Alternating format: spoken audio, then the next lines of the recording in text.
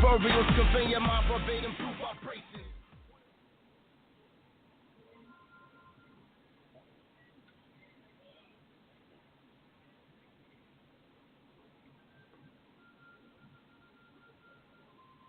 Hey, Tommy Toho, can you hear us here?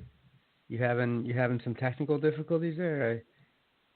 I promise you guys, he was on a little bit before. However, I can't quite make him out, so I don't know if he's on or maybe he got attacked by some sea monster that he was going. But welcome to tonight's show. We are Pride Rules. It is Pride Rules MMA Monday. There's many goings on over the weekend. Our boy Tommy, when he gets back on the podcast, has a great show planned for us. However, I'd like to give a shout out to our sponsors. You son of a bitch! Where have you been? Cool. You take it over. I had to. Okay, we'll see. I had to. We'll I had to see what you were going to do on the fly, and you did pretty well. Yes, ladies and gentlemen, it is Pride Rules Podcast, episode 86. We're getting there, Omar. We are getting there. I can't wait till 100. I can't wait till 100. I know. I'm excited. I know. And as Omar was just saying, we want to shout out our sponsors, the ones who keep the lights on here at Pride Rules MMA. Like I always say, you all think it's Omar, but it's not. Nah, shout out not to ADK Fightwear, Black Hole Jiu-Jitsu, Madama Jiu-Jitsu, 2 Minute Warning Sports 360, and our Fightbook MMA family. I am your host, the good Reverend Tommy D, joined with me by the Latin sensation, who is taking Pride Rules podcast across the nation, El Profesor Omar Sangrima. ¿Qué pasa, señor? You're rolling those R's. You're rolling those R's like you know me, and I appreciate you. Thank you. Well, listen, before we get into the festivities, happy belated Father's Day to all you fathers out there. I hope your kids are letting you listen to this show tonight because, you know, this isn't going to be a show just talking about upcoming fights and things like that. I really want to get in depth with a lot of things with this show about the Contender Series, what's been said about Dylan Dennis.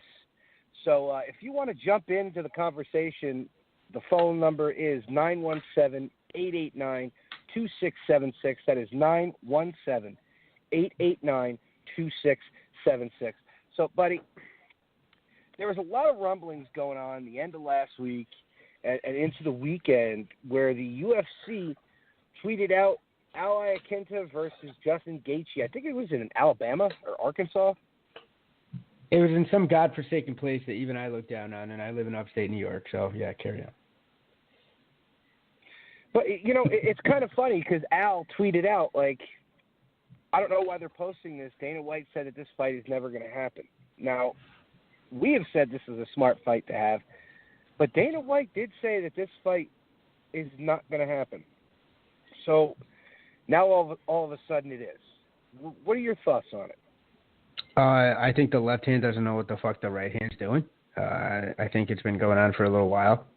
The show tag today had a little bit of that, you know, what the hell is going on at the state of the UFC. You know, we can get into that a little later in terms of the abysmal pay-per-view buy rate that we just had for this past card. That was a stat card. You mean the 150,000 pay-per-view buys for everybody who said that CM Punk was a moneymaker? Yeah, you know what? CM Punk is no longer a moneymaker. He's an absolute hustler. I think Cassidy should be his next walkout song if he ever does make that walk, which I hope he never does. But he's you know what, laughed all the way to the bank, this, bro. Now that we're on this, okay, I didn't want to get into this, but now that we're on this, Dana White is still defending his decision to put him on the card. This is a married man, folks. Guys, you all know this. When you mess up, just fess up. Admit that you made a mistake. It gets you back in the bed faster. He can't. It gets well, you back know, in the bed faster. I agree. I agree with that. You know, especially when it comes to, you know, being right or getting laid. You know, I'm gonna pick number 2 every time. But like, I mean, he's losing he's losing the little bit of fan base that he has left. Like, The There's Dana no White credibility looking there. for a fight show is not going to be about him anymore. It's just going to be about Matt Serra and Dean Thomas. And if anybody who's watched that last episode, Dana was having really bad battles with his Meniere's disease. I'm starting to wonder if the Meniere's disease is starting to bleed into his decision-making in the UFC. And when we get onto the Contender Series, we can delve into that a little bit more. But back onto this Iaquinta Gaethje fight. First of all, I think it's amazing. I think it's probably it should be one of the most anticipated lightweight fights of the year, aside from anybody who fights Khabib. But the Khabib Iaquinta pay-per-view did not do that well, surprisingly, because it was actually a really good event. Wouldn't you say, Omar? But it was a great event. But I think that was a hard. That one I wouldn't put on anybody's shoulders as much as we can then transition into talking about, your favorite 0-2 fighter. But because that was a late replacement. I know a lot of people who were really hyped for that fight with Tony and Khabib. And then when that happened and then it seemed like it was just a carnival of fuckery in terms of getting somebody else to replace him. So that I wouldn't say should be a testament to Khabib or Al's drawing power at all. But I don't know, man. It seems like I don't know if everybody's just getting hip to that dark web magic, or if they're just or if the UFC's luster is diminished. But I'd be excited to see Al fight. I'm always excited to see anybody who's seen Al Iaquinta fight and has any inkling of wanting to watch violence is gonna like watching Al Iaquinta fight. And I think, of course, Gaethje knows. Everybody who knows fighting knows Gaethje. He probably shouldn't take this fight, in all honesty, in terms of the one thing I saw tweeted out was Gaethje needs to let his chin relax, and I agree.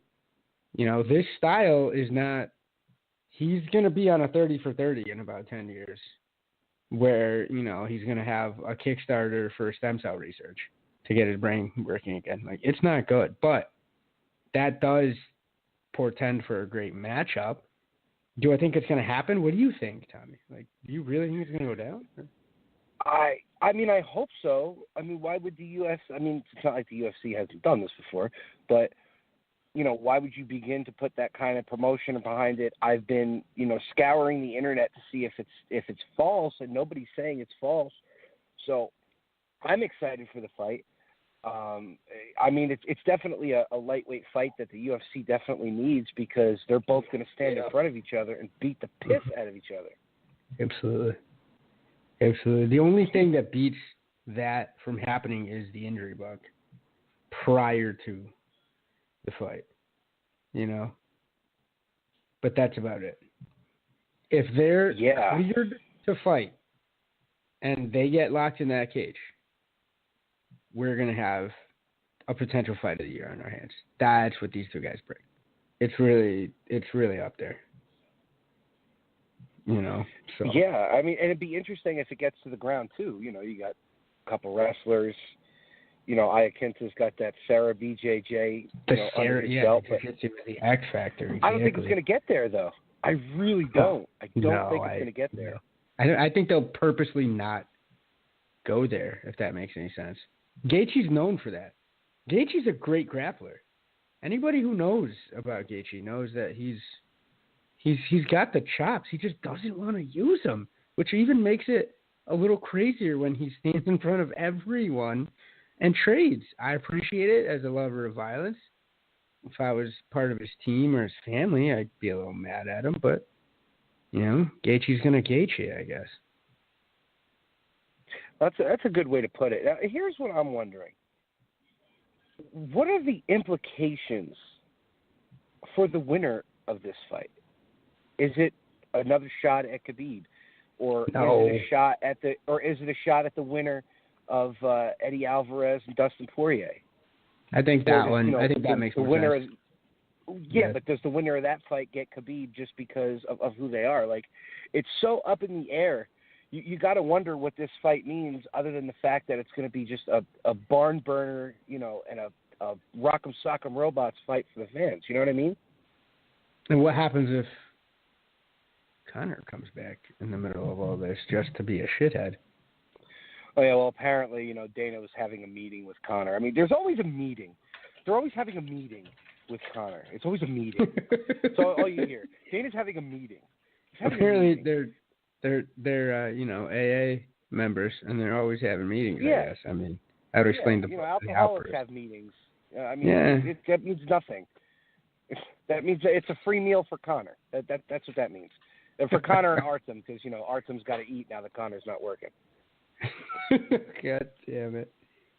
Leave Artem alone. What has he ever done except been a loyal henchman? I didn't even get mad. He's not even like, maybe he's mini boss status. Like maybe in a golden eye level. Like maybe he's got a cool hat before you shoot him in the head. But like he's I don't know what he's gonna do after fighting. Maybe he has other skills. Maybe he's good with watercolors. Don't know. Roberto says they're having a touch butt meeting. He's not wrong. Roberto's always coming in with these fire comments, and he's absolutely correct. Because you bring McSuckface up, and it's just like he's having a meeting. He's waiting for the plea deal. I don't see him fighting anytime soon. I don't see him fighting at all. I really don't. I really don't see it. I mean, unless they, they're honey dicking us all, and dragging us along, and then something comes up in November. But look at what they're shopping around for Brock Lesnar of all people to make a comeback and try to pair him with John Jones of all people.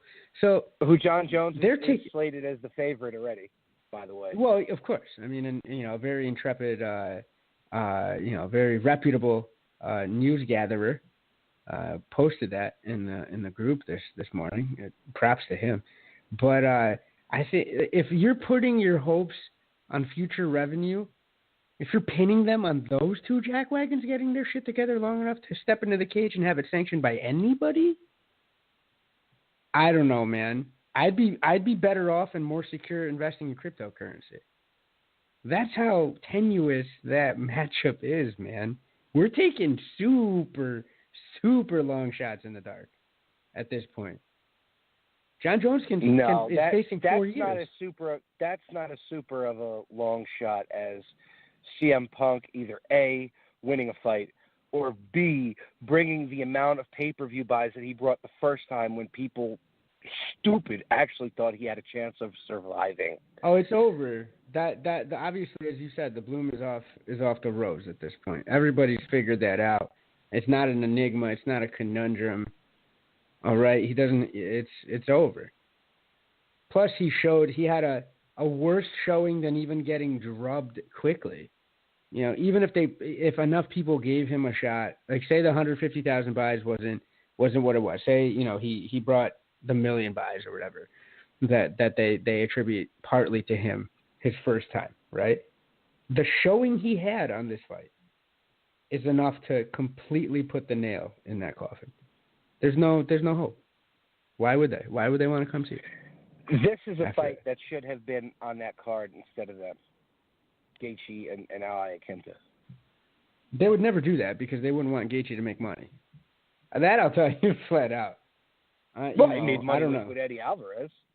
Well, yeah, but I'm just saying I don't think Dana's a weird guy, and it's like that. Al saved a card. So I don't understand why they're trying to do this underhanded bullshit with like peer pressuring him into accepting a fight. He's not Yair Rodriguez. Don't be doing this shit. Talk to a man. Like, come on. Al also didn't have nice things to say about Dana with the early weigh-ins. I mean, changing to the late weigh-ins again. And I still think that is bogus. I still think it's bogus. It's not going to be healthy for the fighters. I know, Tyler says that the late weigh-in, having the late weigh-in, yeah, no, that's a bad idea. It's not going to make a difference. And this is what pisses me off. He's like that parent who's blaming the teacher because their kid's not advancing, but yet At home, the parent's not paying attention, and the kid's sitting in front of a video game rather than reading his science book. And the parents are blaming the teacher. That's Dana. He's blaming everything else other than the fighter not being professional. And that's bullshit for the guys that are busting their ass. They're coming in there at the early weigh-ins. They're making weight. Now they're getting all that time to rehydrate. It's healthier. It's healthier. So Al's right in taking shots at Dana for it. But he doesn't have any fucks to give. He's got 500 million reasons to not give a flying fuck. Don't you think? I agree, man. And I just, he's worked himself into a niche where he's outspoken, he has independent wealth and income, you know, and I think that fights are a cherry on top. I think I'm not trying to downplay the fact that he's really, really into fighting. I'm not taking that away from him. But, like, I'm just saying, you know, he's got himself, he's arguing from a position of strength, I feel, as though. And I think that's why Dana maybe, you know, doesn't take kindly to him. You know, but because Al could stop with this bullshit with the UFC tomorrow and go to Bellator. And I think he'd do very well. And he got employed quickly. He got paid very quickly. You know, do you think? Like, I think he could go anywhere he wanted to go. I'd rather see him in the PFL. Going for that mill. For that hot $1 million straight cash. You know, buying babies and shit. But, like, I think that would be a great move for him. However, he can have these conversations with his employers because, you know, God bless him, he does sling houses. You know, even though he's not the owner of that Twitter account that I love to follow, apparently. But he does sling crazy houses, and that's something that how many other fighters can say that they have that, you know? Another guy that reminded me of that sort of position was Chuck Gordon because of how smart he was with his money. You know, so he's able to kind of dictate where and how he pursues his career. He doesn't have to take the scraps that Dana wants to do, and he's not subject to all the mercurial madness that having a boss like that can be. You know, do you hear Coker pulling any of this garbage? Not really. You know, he might throw in some wild spectacle fights here and there, Tommy, but I don't. All I hear is, yeah, man, Coker's a great boss. I like working for him. It's different. I can't believe it. This is how it can be. Blah, blah, blah. Like, you know. It's sad, man. Yeah, it is. It's so, sad. Who are you picking in this fight? I can tell all day. That's not a fucking question. I mean, there's more tools. I think for what Gaethje wants to do, Al's more polished. The only worry I have is that Al might hurt his hands on this man's head. That's about it. Yeah, I don't see this ending in a finish either. I see this being, if this is the headliner, I see this being a 5-round war. Yeah. And they're just both disgustingly bloody, and like you said, it's fight of the year. It's up there. Yeah. If you guys want to call in, weigh in on this, the phone number is 917-889-2676. That is 917-889-2676. All right, buddy, let's jump on to our second topic here. This is something that I called back when Dylan Dennis had his first fight. I said they should give him to Neiman Gracie since he likes to talk all the shit that he likes to talk. Well, Neiman Gracie decided to come out and said that Dylan Dennis only wants to call out fights that will never happen. I 100% agree with that. What about you, pal? Why is that bad, though? I know you didn't do a fight me segment, but I'm going to ask you, why is that such a bad thing? Look at what our man has accomplished. What has he accomplished? He had a fight with a guy who had no ground game. Give him but we're still talking about him. We're still talking about him. We talked about him after he gets his ass whipped. No, we won't. Not as much. If he is doing, as much as I hate to say it, like, he's got a gimmick. He's being silly with it. But we live in a world where Colby Covington talked himself into an interim title fight. All right. Did he back it up? Of course he did. He did things to RDA that I'm sad he was able to do. Because I know I tuned in to watch Colby Covington get beat to shit. But Dennis, he's following that blueprint, man. He is. He's talking shit. You know, he's following Connor's blueprint. He's following Connor's blueprint. He's still, and for a relatively, there's no slight on Bellator. I know I was just pumping him up here, but it's for a relatively to the UFC, for a shallower talent pool, because it still is. He's doing exactly what he needs to do to rise to the top and command the type of checks that he wants to get. I can't agree with you on that, because I don't think they're going to pay him bigger money for his second fight. I don't. They might. If he talks enough shit and he gets enough eyeballs and he goes in and he goes, listen, I got big dick Instagram numbers, all right? That could be something that we could talk about. Michael Venom Page does the same thing. Like, there's people that are looking at that stage and seeing what quicker success needs in order to be achievable, and they're able to bring that to the table. I might not agree with it. You know, I'm much more of a fan of, say, a Pico, even though I think he got a little ahead of himself, you know, and he lost that first fight. I want to see him fight that guy again because I think that guy's a sex offender. But, you know, they're playing the game right for them. I think they're making the most money with the least amount of risk. It's not what we want to see out of, like, a very run-of-the-mill fighter or a tried-and-true, like, workman. You know, I'll never be as much of a fan of his as I would be on an ally at Quinta, what we just said. But he's making money and he's risking a little, very little. Well, I want to see them give him Neiman, because I want to see Neiman beat him at his own game. That's too early. Why would they do? Why? Come on. Neiman's had how many fights in Bellator? How many fights has Neiman Gracie had in Bellator? So what? It's too early, man. It's too early for that. I don't think so. No, you got to get... Dennis is angling to generate enough hype where he can fight another tomato can and make money doing it. Yeah, but you could always have that one tomato can that can just knock him out, and then the Neiman fight is, I don't want to say off the table, but then it's going to be like, oh, see, told you so. Oh, no, for sure. That can always happen, but your idol, Chael Sonnen, says it best. You know, you want to fight the guy that's the easiest fight for the most amount of money. Always. If you're looking at it like a career and you're not looking at it like, you know, I'm a Ronin samurai just trying to, you know, test my blade against other swordsmen and fencers. You know, if you're in it to try to make a career out of it, then he's doing what he needs to do for that.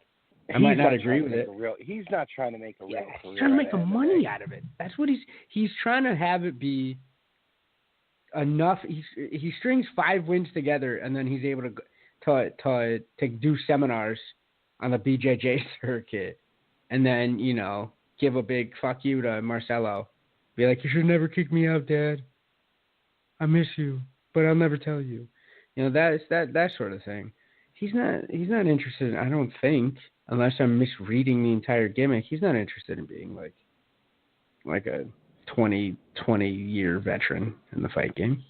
To make as much money as he can and run the fuck out.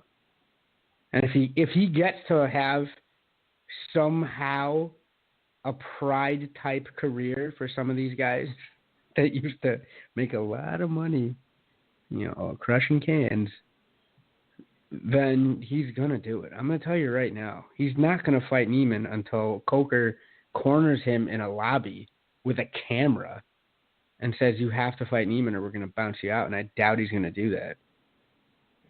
Well, I think with, you know, Neiman throwing this out there, you know, Scott Coker's not like Dana White. I mean, with the exception of Michael Venom Page. I don't know what happened with that Paul Daly, Michael Venom Page thing, but Scott Coker likes to put on the fights that the fans actually want to see for the most part. For the most part. Not everybody wanted to see Kimbo and Dada 5000 or Ken Shamrock and Hoist Gracie, but for the rest of the majority of the time. I was just going to say, bro, we had Ken versus Hoist in, the last 5 years, right? And that was the casual fans were excited for that because not all of them watched it when we did. Yeah, Scott Coker's the business man. It still did ratings, and it did mega ratings.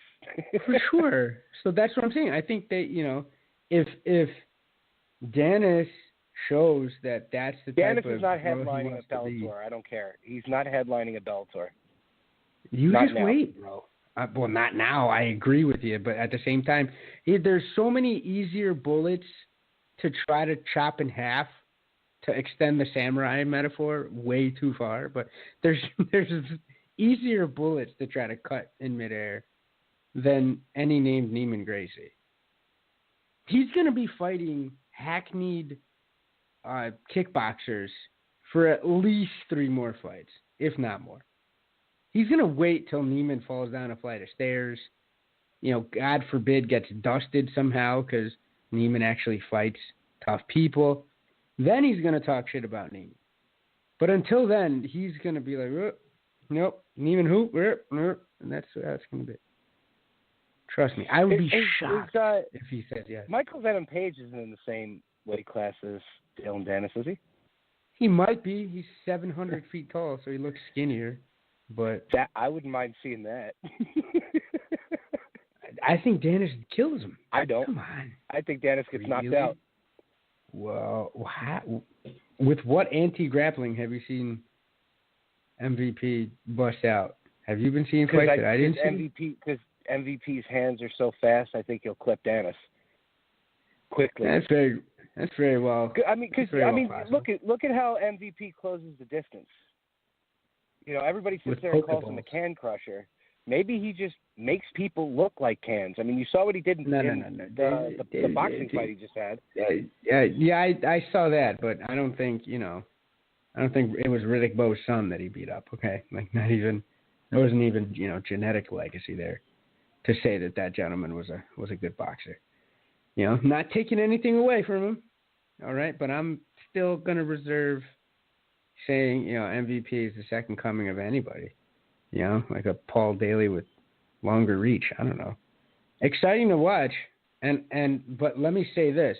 I think we can both agree. Coker and Bellator are stewarding that young man's career brilliantly. They are being the best type. Who else would let somebody go, fight a couple boxing matches, come back in, blah, blah, blah. That's not exactly at a Conor level. Right? They just did that because they wanted to keep MVP happy. And that says a lot. Plus, it worked out in their favor. It also does wonders for the promotion because, hey, this is a Bellator fighter fighting, boxing now. Absolutely. It looks tremendous because the guy comes in and boxes well. And it pushes the brand. It's what Dana wanted to have happen with Pride. When you go to another promotion or another thing and have Chuck Liddell do better than the poor bastard did. But hey, he didn't do that bad. He won a couple fights at least. Yeah, but which is the lasting that lasting image. Oh. So what, Rampage? Yeah, bro. Fuck. God. From Rampage wasn't Bumpage. He got that one back. Stop it. Don't ever Rampage to me. Ever. Come on, man. It just flows so perfectly, though. All right? That's the only guy in the world who could have his boss in his monster truck and run over cars down in Las Vegas. I don't care what anybody says. Dana White was in the passenger seat of that car. That's 1,000% accurate. I will wildly and irresponsibly co-sign what you just said. That dude was in the car, all right? He was He was the Al Cowlings, right? Who was in the fight with OJ? Yeah, Al Collins, yeah. Yeah, right. He was the Al Cowlings of the MMA scene. He was just driving them, and Rampage was in the back, like playing with a gun, getting real dark, drinking some Monster, running over more people. How is he not in jail still from that wild business? Man, he's a legend for that alone. You're right. I take back my bum page statement. Like that right there. You know? It's a little questionable, a couple of the Me Too light things that he did to Karen Bryant. I'm not 100% on that. But Christ, he played Crazy Taxi and he's not in jail. That's amazing.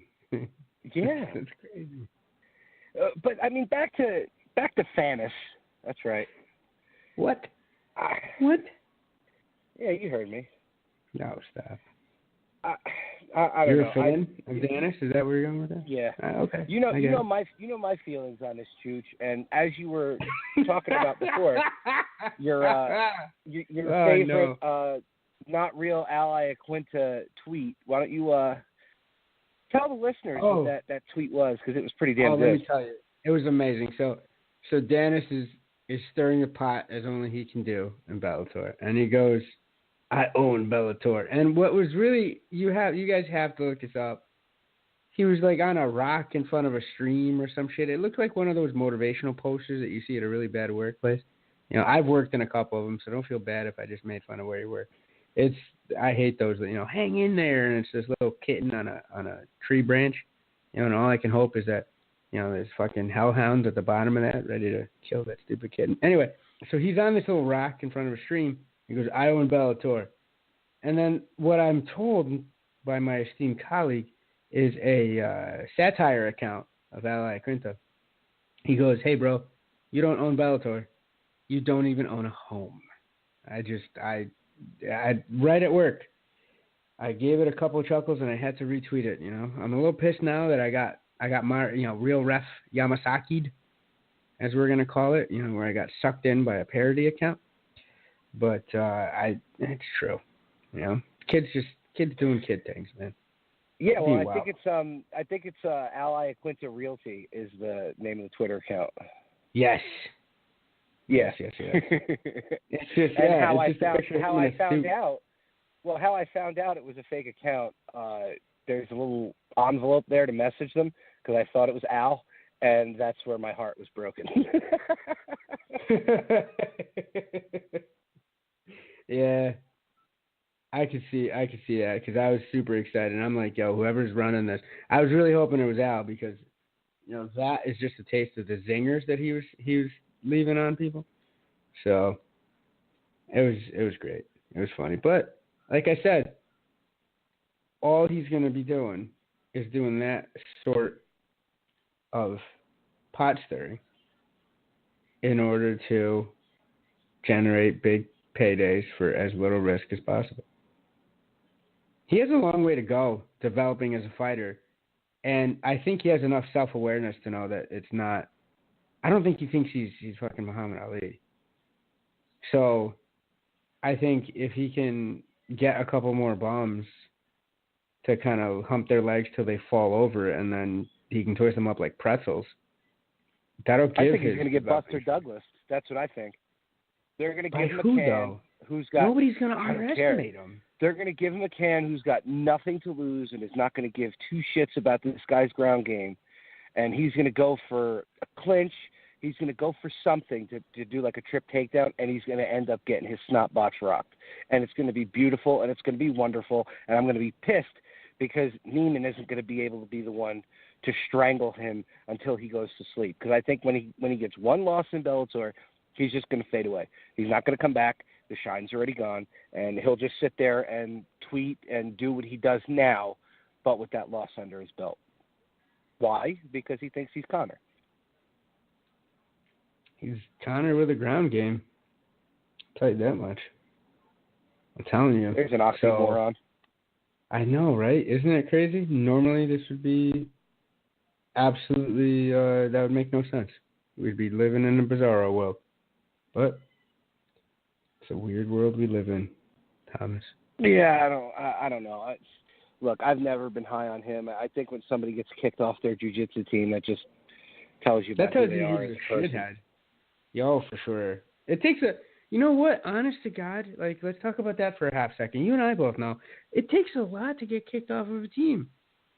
Like, as long as you're not a complete heel and, you know, you don't, like, touch kids or whatever. What was he kicked off for? He was kicked off for talking shit, I think, with the Danaher Death Squad. And like, him and I'm going to butcher this man's name, so apologies in advance, but Manshir Kara.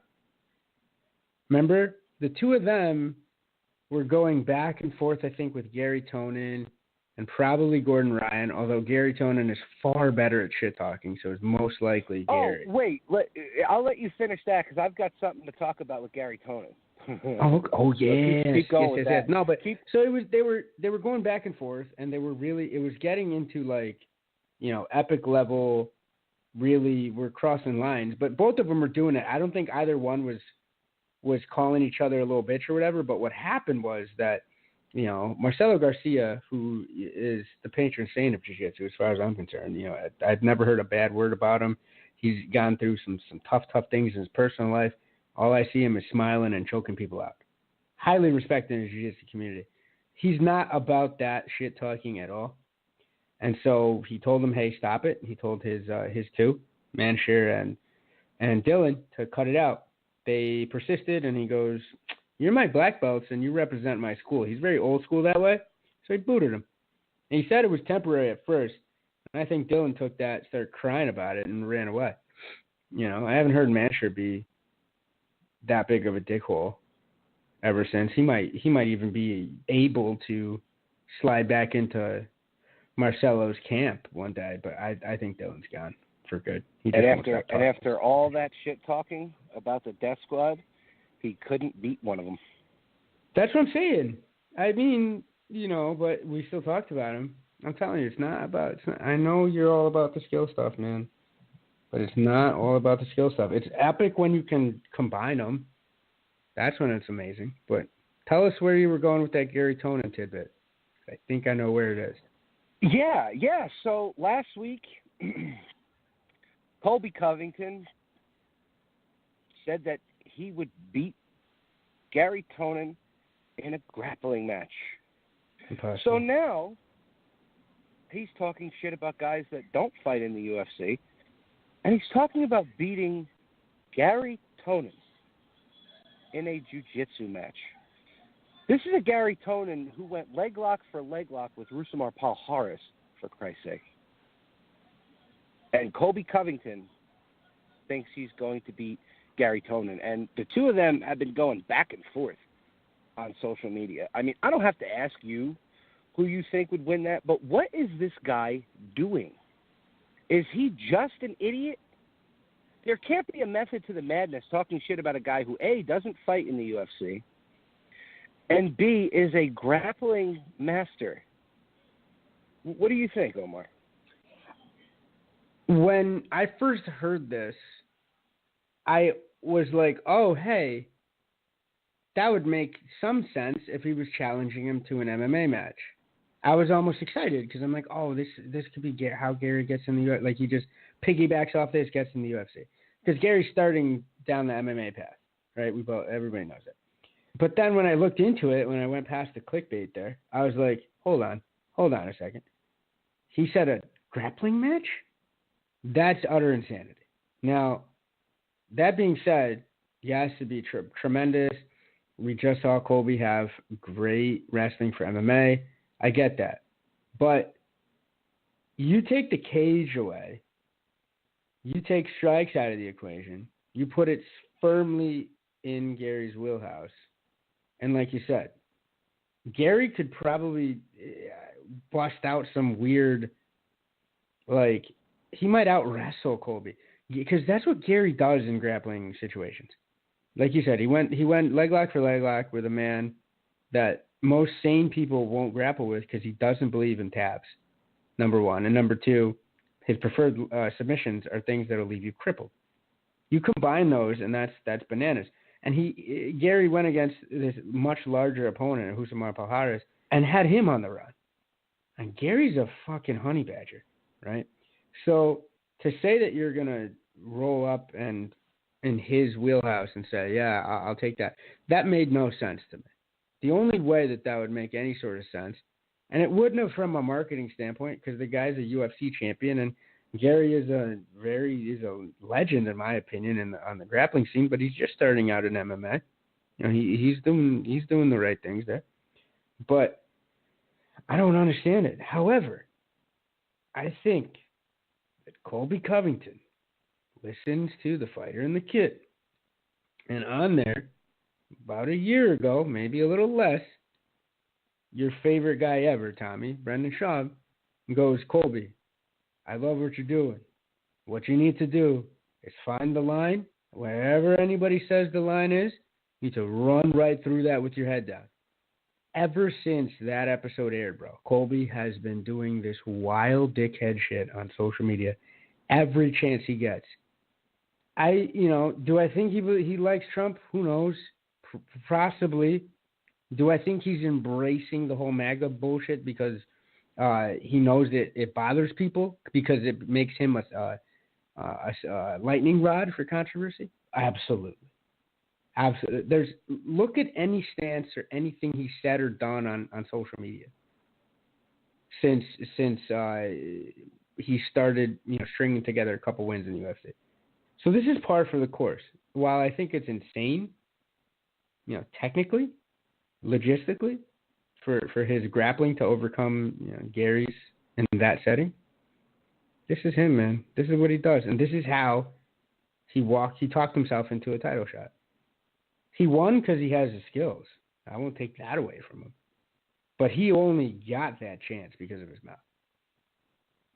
Conan, though, I just don't see the point with him. Is it just because he's a clout chaser? One of the Tommy, biggest he's a clout chaser. So I think Tonin is a big enough name in a certain scene.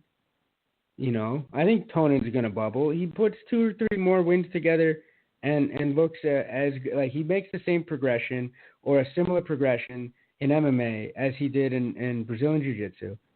And, we'll be talking about him on this show a lot more often. So I think... Are they even in the same weight class, though? Relatively. I think Tonin fights around 155. That's to say he could probably do 170. He'd be very undersized. There's all that. But, it's not like it's, DJ getting called out by Ngannou. It's not that much of a disparity. So I think we could see this down the road, but Tonin is enough on his radar. Colby noticed, and what does he do? He grabs and gets the rub. He gets some of that shine off of somebody else and boosts his own profile. We're talking about him today. And he put in, it was a great performance, but it was kind of boring, and we're still talking about him. He just needs to stay in the news cycles, Tommy. He might challenge Bill Nye the Science Guy next. Who the fuck knows? Just to stay in the news so we can keep talking about him. It might be boorish. He doesn't do it with as much style and flair as some others, but it's effective. He's a poor man's Conor. I think he's just a douchebag, but you can call him a poor man's Conor all you want. I don't think anybody's that much of a dickhead. I hate him. But I think because it comes off as so contrived, Tommy, that it's like he can't even be a douchebag genuinely. It's just too much. So I think but as a pro wrestling fan, you'll know this saying. What are the best gimmicks? They're your real own personality just amplified. So I think he is. Yeah, but did you hear the shit that he said about Matt Serra? Dude, I heard the shit he said about Matt Serra. I hate Michael Bisping. Don't get me wrong here. And I'll make 1 or 2 jabs at the fact that he got one eye. I have one ear, so I feel like I get kind of a pass on making fun of stuff. But, he says some wild shit, and he, I'm not saying that I'm caping up for Michelle Waterson in any stretch of the imagination, but that after pay-per-view interview that he did where it was Bisping, Karen Bryant, I believe it was Michelle Waterson, I think the fourth one was Kenny Florian, and he was just going in with reckless abandon on all four of them for no fucking reason. You know? Like, he's doing it too much at this point. But hey, it's worked so far. You know, last year this time, would we have ever said that he was going to get a chance at back-to-back matchups with RDA, you know, or whoever had the interim title and then the full title? No. It's his mouth that's done it. So he's not going to deviate from that blueprint anymore. And okay, we can talk about Matt Serra, of course. Who the fuck goes in on Joe Rogan like that? That's another one where it's just like, yo, what's going on here? You know, he's just doing it like if he thinks it's going to get him more followers or it's going to keep him in the news when, you know, the buzz around him and Tyron Woodley fighting has died down a little bit, he'd probably say he slapped the Pope. You know what I'm saying? He'll probably say that you know, the Harvey Weinstein women are making shit up. Like, he'll come out with some wild, egregious shit probably just to stay in the news. You know? Yeah, I just don't see the point about, like, talking shit about guys who don't fight or aren't fighting anymore. I don't get it. Like, he was talking shit about Jim Norton. You know? Yeah. It's just like, come on, no, man. It's like, it's completely inappropriate. It's ham-fisted. I think, you know, I don't think anybody's advising him. I think he's just doing this on his own. Because it comes off as that poorly executed. But I feel as though the gimmicks in MMA are still at such a rudimentary and like burgeoning nascent stage of development that it's still a gimmick that works for him. You know what I mean? If he was trying with this sort of execution in the WWE, he'd be getting eaten like Kobayashi because there's so many better speakers and so many better, you know, writers, you know, let's say it for what it is, right? And so many better people on the mic and in front of a camera where he'd be lost in the shuffle. You know? Yeah, he really was not good on that conference call. Not at all. Did you listen to it? Absolutely. You were on it, so of course. It was the same thing. What was he called? Jaciel Dos Nachos? Like, okay, dude, yeah, you said dude, that 50 times already. Come up with something else. It's so else. bad. It's so ham-fisted, but it's in the land of the blind, the one-eyed man is king. You know, so, you know, hail King Bisping. Sorry. But it's what it is. There's nobody else is really doing it. I'm just saying, you know. But I'm just saying, man, like, it's not, you know, and I hate to bring this up again. I'm really not trying to grind your gears this much and being a shitheel myself. But with Conor not in the spotlight as much, it opens up that vacuum for anybody to come in. If Conor was doing his thing and talking shit, Colby, you know what I mean? Like, Colby wouldn't be getting nearly as much shine because we'd be able to see somebody who's much better at it. Here's the one compliment that I will give Conor. Yeah, he backs up what he says, but he also knocks people out. When you're talking the shit that Colby talks, and you're humping some guy's legs for, you know, 5 rounds, and you know me, dude, I always defend a wrestler. And, you know, like Tyler was saying, it's mixed martial arts. If you can't stop it, then that's your problem. But don't talk shit like I'm going to beat the shit out of him. I'm going to beat him unconscious. Like all the things that he was saying on that conference call. It's like Taz. You know, the wrestler Taz always says, like, he hates it when a pro wrestler says, I'm going to kill you. It's like, no, you're not. You're not going to kill anybody. It's like you're not going to beat the shit out of somebody by laying down on top of them for 5 rounds. You're not going to do that. So that's what kills me about this guy. Conor says he's going to knock somebody out. He knocks them out.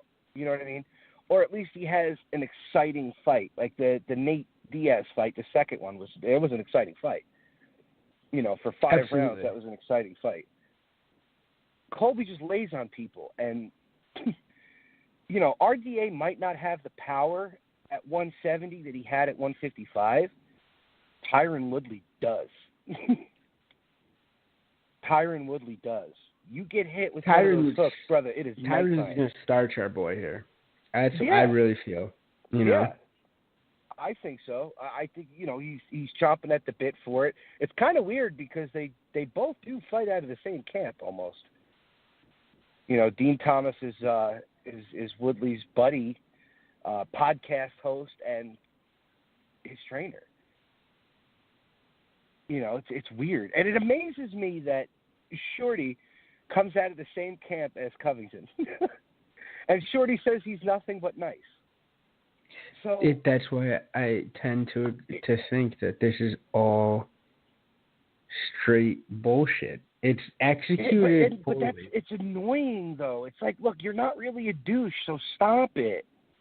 Nah, dude, stop it. You're gonna say you're gonna win, then fine, you're gonna win, cool.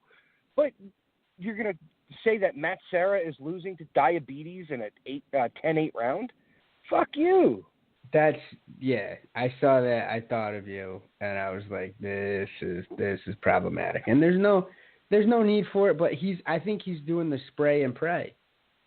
If he pisses off enough people, what? Did Matt respond? I don't think he did. Matt, when he was on the show, like, he says he doesn't let it bother him, but you could tell it kind of bothers him because he kept bringing it up, and he kept bringing it up. Wouldn't that bother you though? I mean, it does bother me, and he's like an extended Gracie family member, and he's a legend, and I respect the shit out of him. It'd be like if somebody came at my coach. If somebody talked some shit about Mike Wacker, I'd be heated. And knowing Mike, he'd probably be in a car driving towards the source. But that's a different topic for a different time. But it's not classy. However, I think it's just, look at that. Look what he was able to finagle. And I know Matt knew this, and I know Matt said, "Fuck it, I'm going to respond to it a little bit."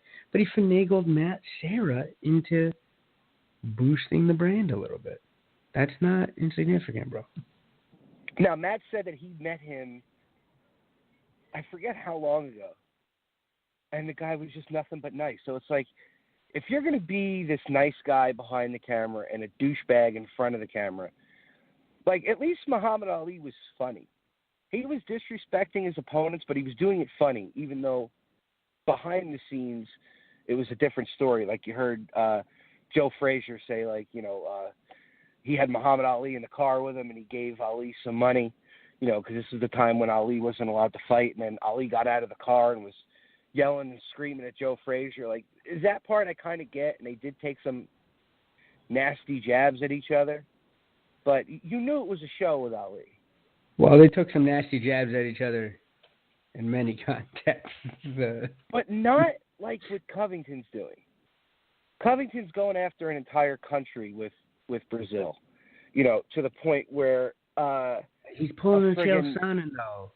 He's doing trying to do the same thing as Chael did. Like, it's not even. It's getting to the point where it's not even inventive anymore. No, it's just not. No. Well, you see it all the time. Let's get off this scum bucket until Tyron Woodley gets ready to smash his face in. So here's what I wanted to talk about.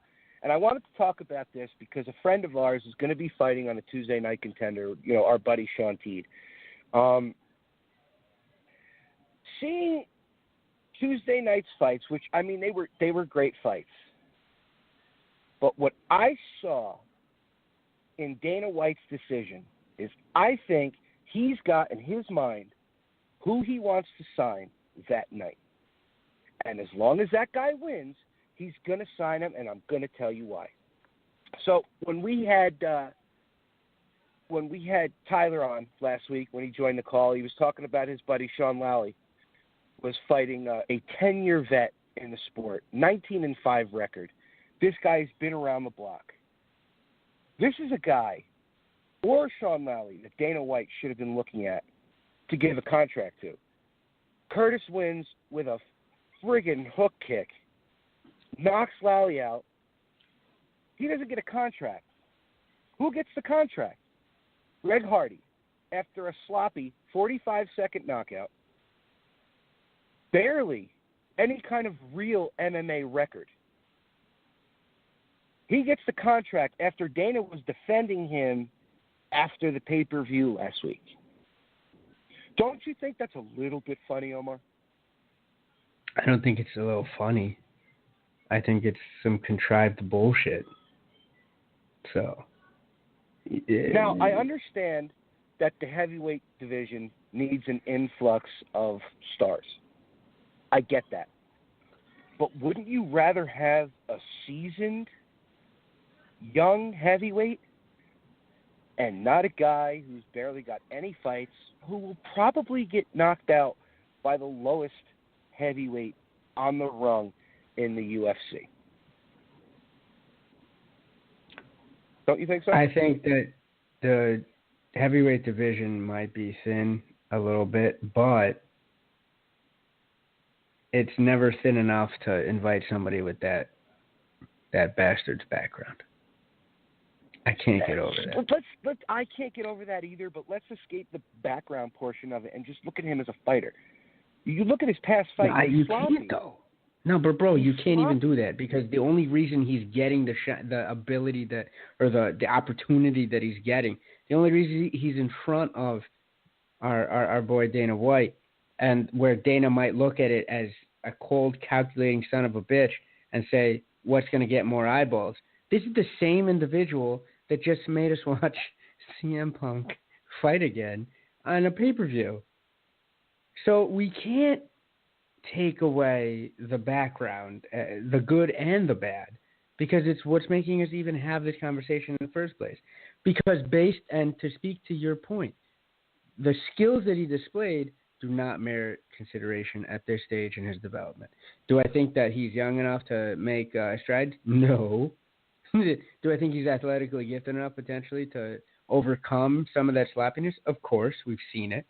He was a former NFL player, so his athleticism is not something that you can really call too much into question. But love it or hate it, like it's the background that brought him these optics that has these eyeballs on him. But one thing should outweigh the other. Yeah, well, the worst part of this is the fact that Curtis is talking about retiring now because he said this was his shot, and he didn't get it. And how do you not get it with a spectacular hook kick win over a seasoned, tough opponent like Lally? How does this kid not get a second look? How does Dana not give him a fight pass fight? This is a 10-year vet we're talking about here. I don't get it. I don't get it. You want to build the heavyweight division? Fine. But don't snub a kid who comes out there and what was it that I said when we first started talking about this contender series when we had Shorty on the show? What was it that I said? You could have an amazing fight and knock a guy out, but then you have somebody that comes in, knocks a guy out in 50 seconds, he's going to get the contract over you no matter what you did. That is bullshit. It's wrong. If you're going to do this show, you should be able to hand out more than one goddamn contract. I mean, He can do whatever the hell he wants. He can do whatever the hell he wants, man. So it's not. He's the owner of he's still a high-ranking official in the company. So don't try to tell me that those are the rules and blah blah blah. It's a contrivance. All right, it's an utter contrivance. Yeah, exactly. All right. We get it. Love it or hate it, we can play fart music.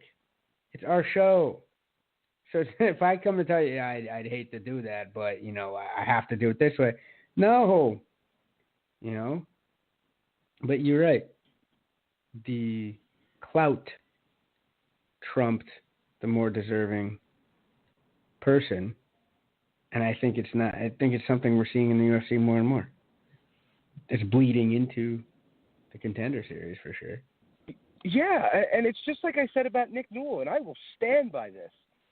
No matter what that kid does, I don't see Dana giving him a contract unless Ali presses him.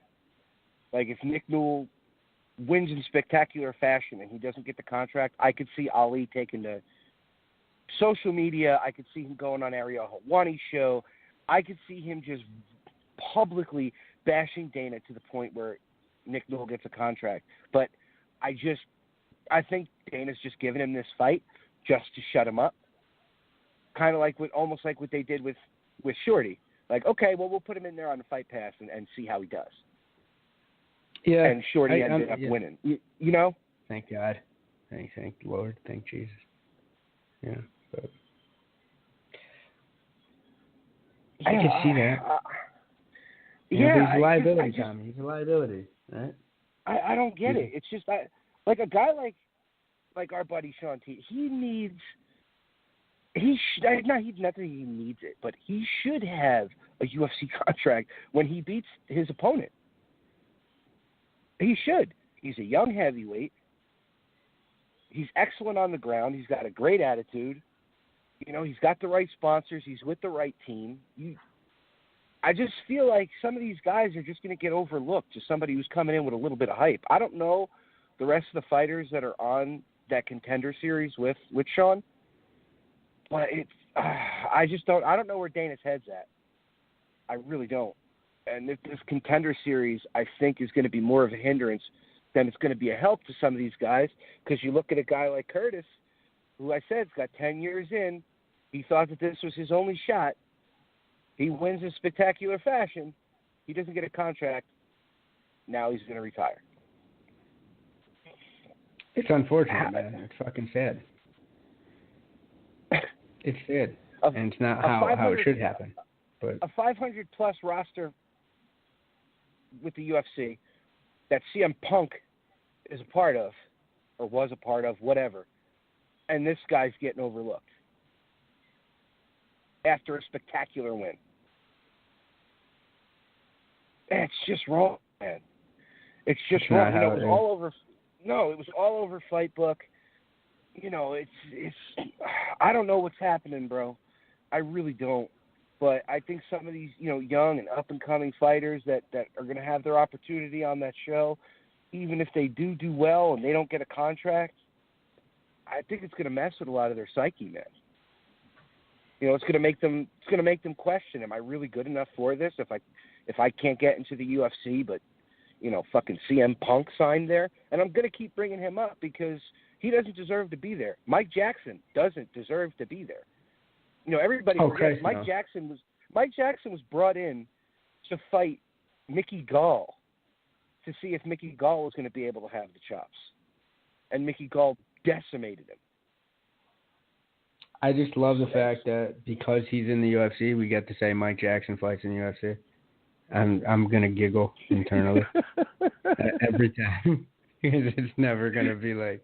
Never going to take the 1/2 second round. Like, oh, shit, it's Michael Jackson fighting the UFC. And then I remember, okay, now it's that other stupid motherfucker. And I still think the dead Michael Jackson will put a better performance on than the live one, but that's just me. I'd pay to see the dead one more than I would pay to see the live one. I'll agree with.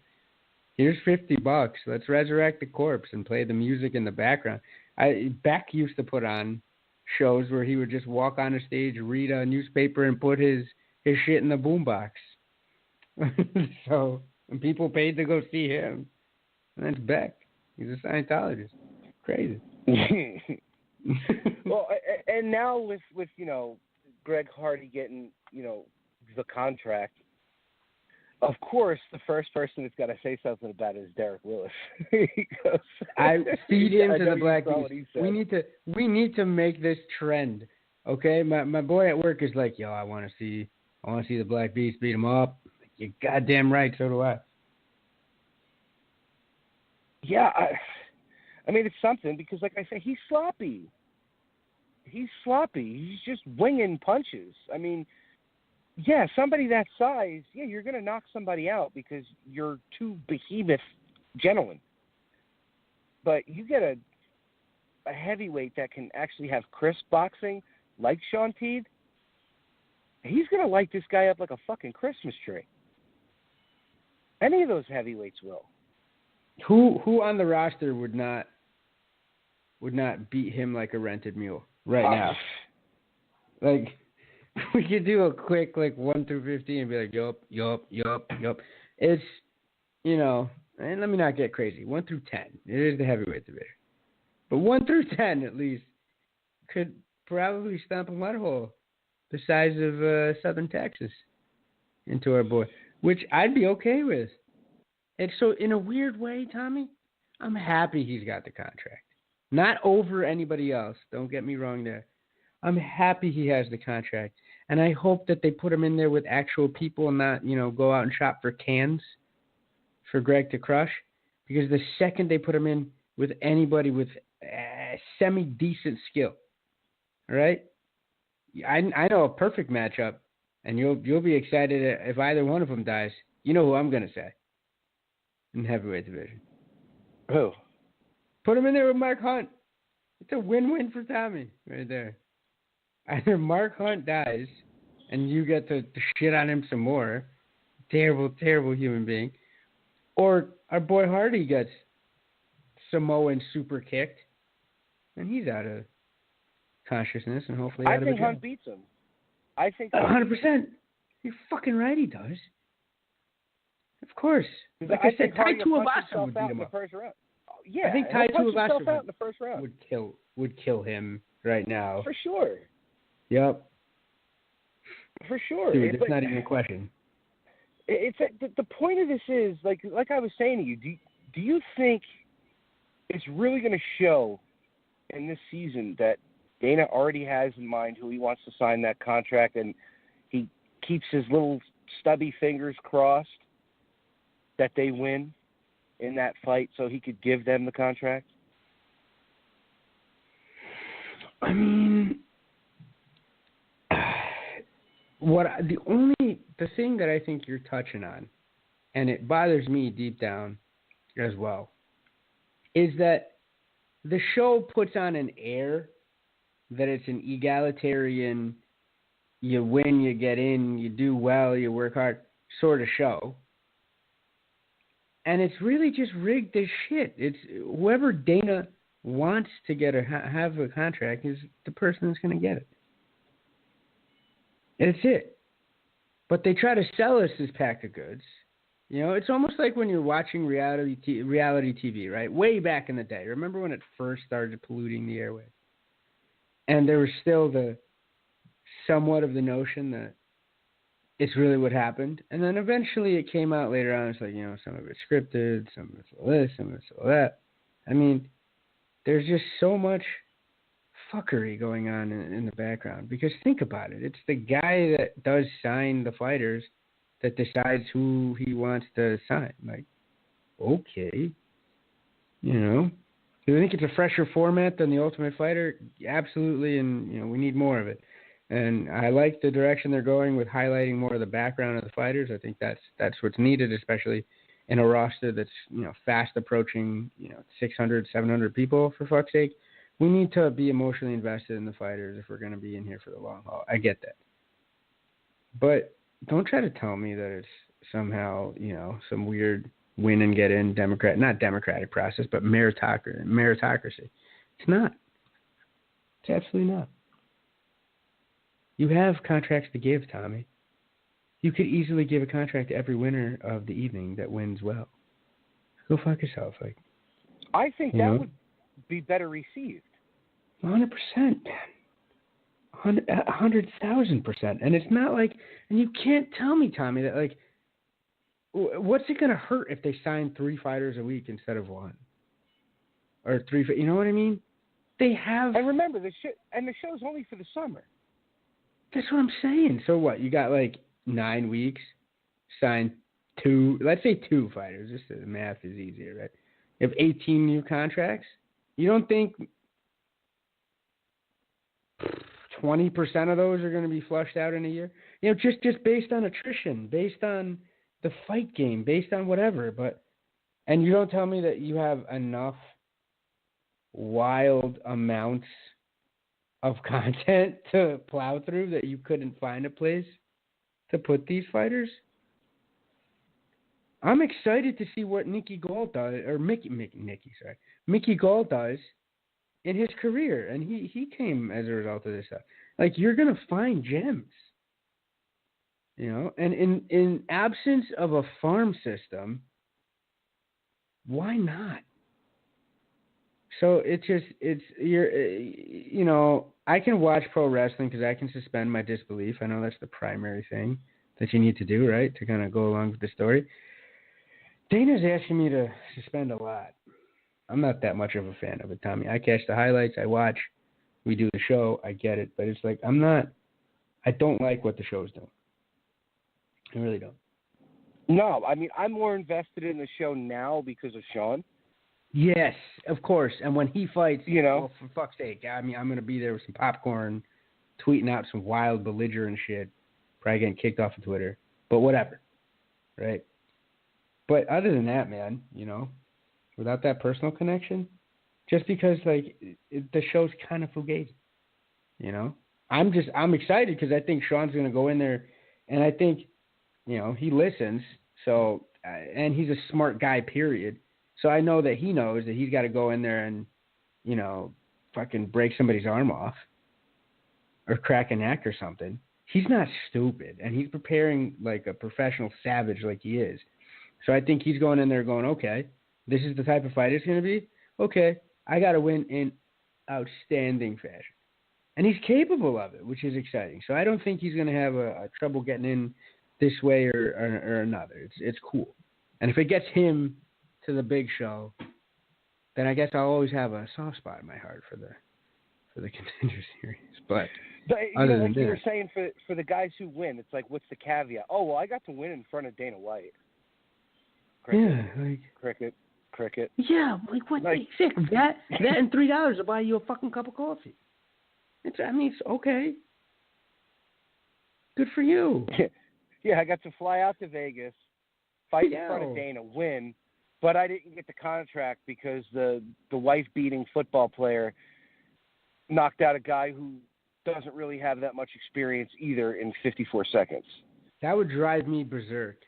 As a fighter in those situations, like if I thought I was getting a hype and I had the opportunity, and then some wild bullshit like that happened, and it ended up being Hardy, the wife beater McGee there, doing the winning and getting the title. Oh God! I'm telling you, I would just quote out the police report. I would tweet it out every day and tag him from burner accounts. All right, because I know he'd block me. But that's all I would do.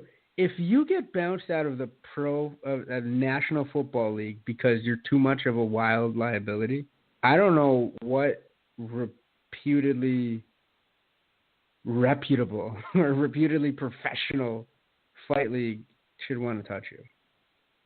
And don't try to give me this. I saw who said it. I don't know if it was Jency. I want to give Jency a shout out if it was her, but it was somebody posted on my timeline last week. It was like, don't try to give me this redemption backstory bullshit. Everybody should get second chances, this, that, or third. There might have been somebody in the 2-minute warning, one of the ladies, shout out to the strong ladies in 2-minute warning 360, but somebody was going, hey, listen, there's something doesn't jive. Like I know you can give a redemption story and we can make that, but like that's a redemption story of say, something happened. Someone who feels guilty about somebody what who's they not did? a piece of shit that beats his wife. It's over. There's no, come on. There's none. Like, stop it. And he had no remorse about the whole thing. That's the coming out, cherry. with the coming out guns blazing comment that he had that had the social media world, like they exploded.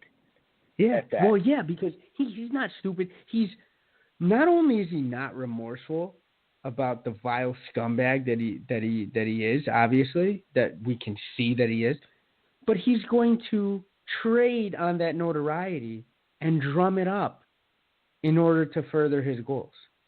That's like another layer of douchebag that makes it a bitter pill to swallow, seeing another deserving fighter miss out on an opportunity in a contender show like this to that miscreant.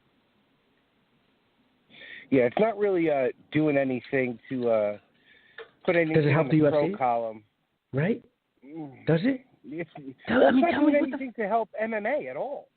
That's what I'm saying. People's disposition that they have about fighters, that they're all, psychologically unbalanced and, vile and abusive people, and for the most part, they're not. No. They're not. Even the It's people just that have when they go that in. image. Remember Kimbo? Remember how like Kimbo's like persona at first, and then when he was humanized, Kimbo was the biggest sweetheart of all time, and rest in peace to the street certified legend Kimbo Slice, right? You saw that he was a down earth dude, had a wild amount of children, and he was trying to support them in the best way he could. But this guy has that thuggish persona, and then just like the OxyClean guy, rest in peace to that motherfucker. But wait, there's more. And you peel back the onion, and he's a bigger shithead with every aspect of this situation that you unfurl. You can't tell me that this is somebody at WME or Endeavor, right? Whatever the fuck they're calling themselves. Aren't they like their publicists and their agents, and they're plugged into repping celebrities and shit? Somebody over there. You can't tell me that somebody over there is like, you know what?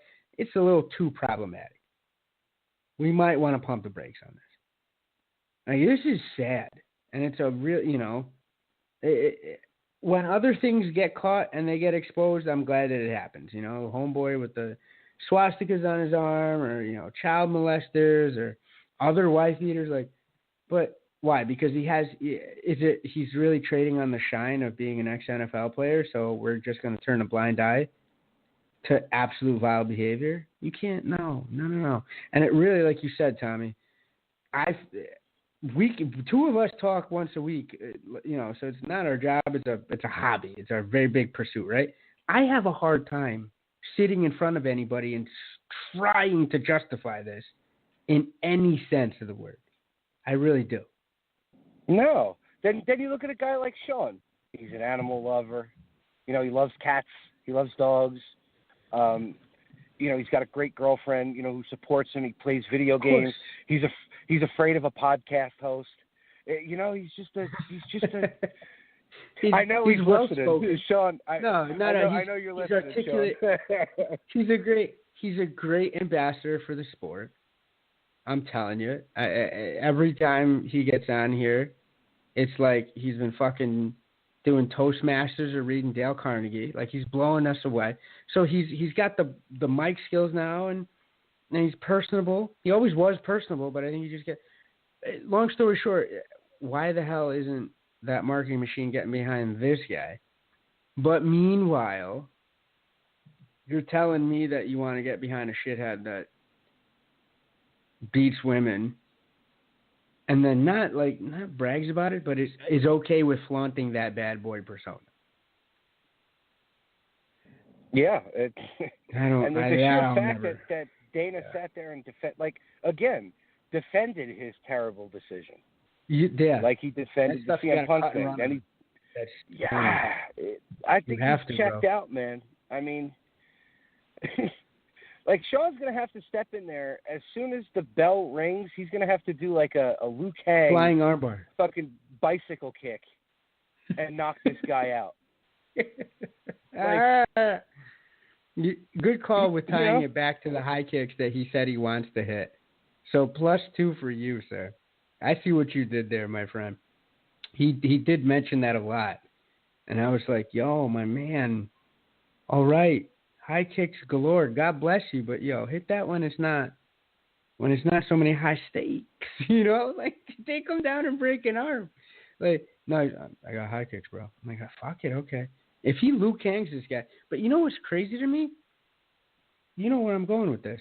He could Liu Kang the guy, but let's roll the dice and Mayhem Miller gets out on bail and gets on the show. Mayhem's getting signed. That's crazy. Like, what the fuck, man? Yeah, it's really weird. You had two prospects in Chris Curtis and Sean Lally, two legit prospects that you can get longevity out of. For sure.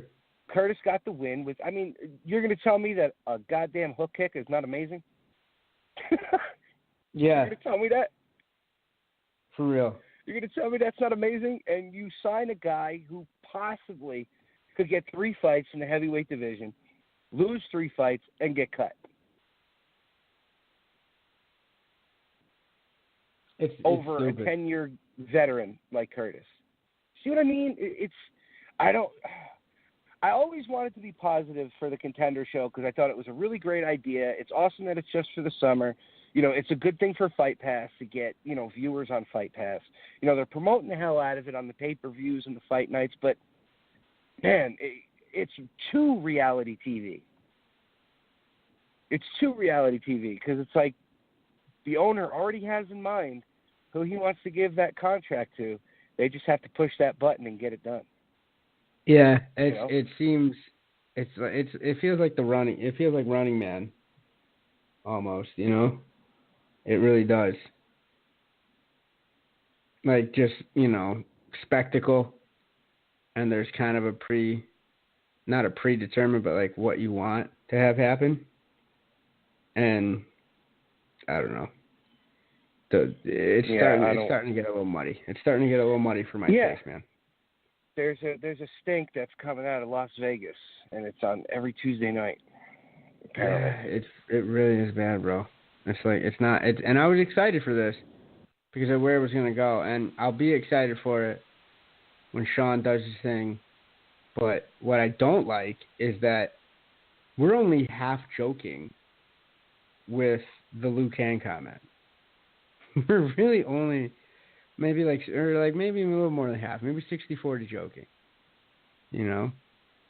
Like what if he wins and it just turns out to be a tough opponent? Exactly. That's what I'm saying. Like how do you gauge it? I don't know. Maybe if Dana were to sit down and actually explain what he's looking for, but I don't think he could do that because I don't think he knows. I don't think he knows. And the perfect example was this past episode of Dana White's Looking for a Fight.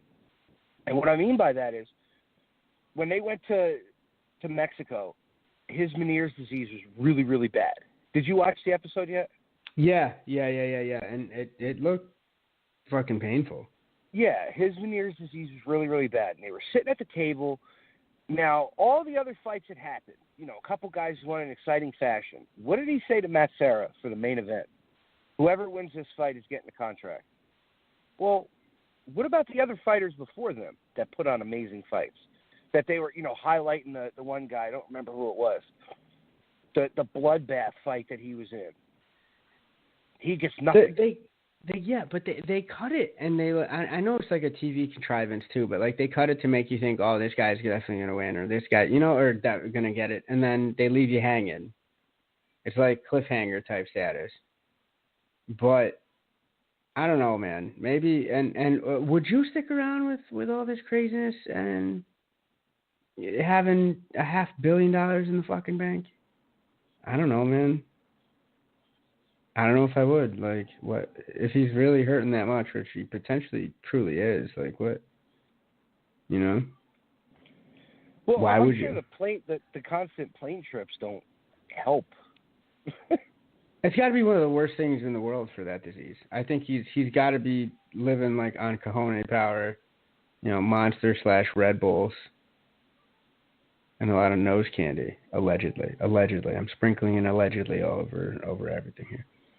But I don't know, man. I don't think he's gonna be too much. He's not long for this fight game here. I mean, seeing that, and then you look at the show, the Contender Show, it's like, well, if you already have in mind who you're going to give a contract to, why are you having us watch these other fighters so we know who they are? Eventually, one day you might sign them, or you get a guy like Curtis who's like, you know what, I've been in this game for 10 years. This was my shot, and now I lost it. A 19-5 record, and he lost it. It's not. And what do you say to a fighter? What do you say to people? Oh, hey, that's just them breaks. Like not. I mean, he's a guy who devoted his life to this. Greg Hardy did not devote his life to mixed martial arts. No, Greg Hardy. He's trying to be a celebrity. That's it.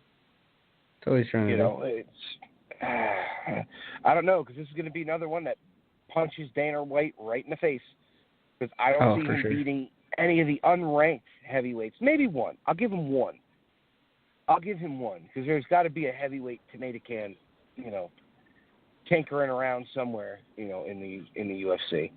The athleticism is there, and like you said, if somebody swings a club at your head and that club happens to be your arm because you're a 260-pound man, they might hit you,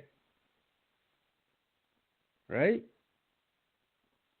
So yeah, what the hell are you gonna do? Like he can win in spite of himself at that point, So it could very well happen. Heavyweight division, it's the division that it could happen the most, I believe. No, where so that margin for error is the smallest it's ever going to be in any division.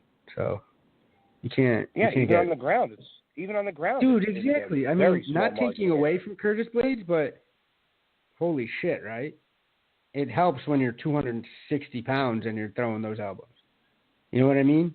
Oh, like God, I still think they would have knocked out anybody with a couple. It might have taken 3 instead of 1 and a wink to do it. So, but I don't know, man.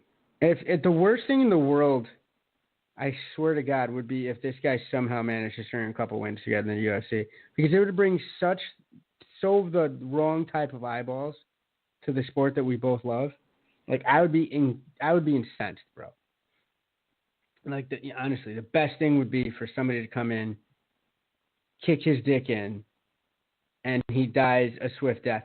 But I just even if he does, the optics are horrible for this. Sean just said he would have finished. Sean just said he would have finished that heel hook.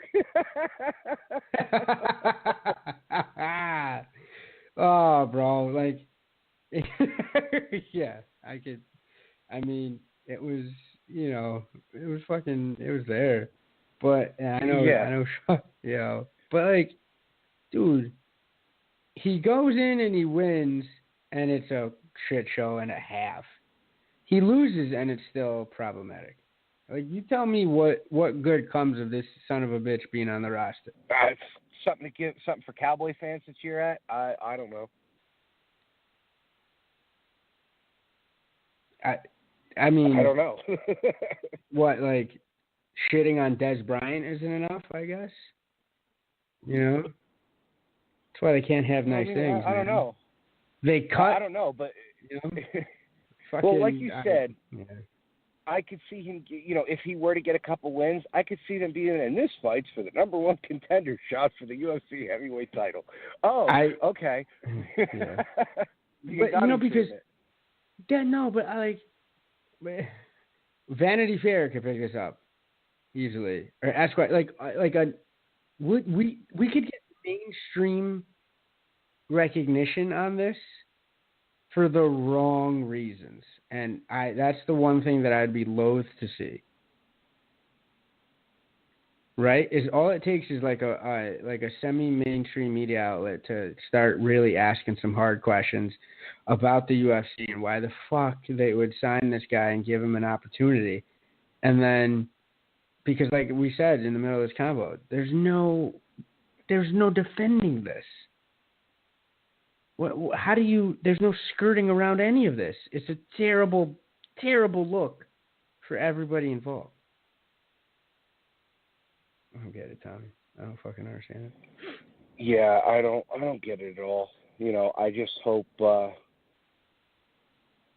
they do the right thing when it comes to the rest of these fights, especially if Nick Newell wins. Because he's a guy who deserves to be in the UFC. I mean, look, he's got the right team behind him with Ali. You know what I mean? Oh, for sure. He's got the right team behind him with Ali. So, I mean, I don't know. I'm looking at the lineup for tomorrow night. Looks like there's going to be some really good fights that are happening. We got a female fight that's on there. So I have a feeling one of these females is going to get signed, just because it's the only female fight that's on the. Wait, no, this is season 1. What the hell? I'm What's going on at the here, wrong bro? thing. You okay? I'm looking at the wrong thing here. Come back to me. I'm looking at the wrong thing here. I'm Don't wanting go. to shit on this thing so much. Don't go into the light, bro. Come back. All right? We're having a good time. We're having fun. It's good. Did you lose me? No, I'm here. I don't know where you were going. Oh, was I leaving? Yeah, I think so. I was like, yo, hold on a second. But It must be Blog Talk letting us know it's that time. I think so. I was like, wait a second. I was looking at the packet captures. I'm like, oh no, they're dropping. What the fuck? Yeah. Well, listen, tomorrow night is the Contender Series, so check it out. See who Dana White has as his favorite pick. I seriously think you'll be able to know by how quick he picks them. You know what Honestly, I mean? yeah. Like you're last not year, gonna, he went and sat in a room, with who the hell knows who he was sitting in the room with. Was it Mick Maynard and Sean Shelby? Like they sat in a room, and all the fighters, the winners, were sitting in another room, and then he comes out and hands them a contract. So we'll find out. But this was a fun show tonight, man. We got to have a guest on next week. I'm going to get on that this week. It's been a little while since we had a guest show. But just want to shout out our sponsors one more time. 80K Fightwear, Black Hole Jiu-Jitsu, Madama Jiu-Jitsu, 2 Minute Warning Sports 360, and our family at Fightbook MMA. Brother, this was a lot of fun. I know I always love doing these kind of shows with you where we could just shoot the shit and talk about some news that's going on. You guys got anything coming up with Black Hole Jiu-Jitsu? Well, we opened a 4th location in Cortland, so down in Westchester County. Still probably what you crazy bastards would consider the boonies, but a little closer to the city. So we have 4 spots in 4 different locations. So just doing that. We just had Demetrios Plaza win an amateur belt over the weekend. He fought out. I saw that. Congratulations. Yeah. Dude, I mean, let me tell you, it's crazy to see. He comes in, he works his balls off, and he's making so much progress in such a short amount of time. The guy that's running the new Westchester location, he has an amateur MMA belt too. He fought, his first amateur fight. He subbed in. I think they thought they were bringing in a Can to fight at 205, but his name might rhyme with Can, but Dan's an animal. Dan Frazino's a bad dude, and he went in and did that work. So we got MMA guys on the AMI scene too, and maybe one day, if the New York MMA scene can get its shit together, you'll see more Black Hole fighters getting out there. But as of right now, let me just say we like going out to Massachusetts and fighting. It's just a lot less wild business. You guys need to start coming down to Atlantic City. That's what, yeah. Yeah, and Brad does it. Brad is here. That's kind of his stomping grounds. And I agree, man. As much as I don't want to get anybody into any trouble, but, it's just nice going out of state. That's all I'm going to say, bro. Why. It's still very much a weird no man's land in my favorite state here. I'll tell you. But it's a work in progress. All right. Well, everybody, we are going to wrap up now. Thank you all for listening. I am the good Reverend Tommy D, joined with me by El Profesor Omar Sangorima. You like the way I'm rolling the R's? I'm telling you, I love it. I'm not. All right, guys. We will be back next Monday night. Hopefully we have a guest. We are Pride Rules Podcast. Good night.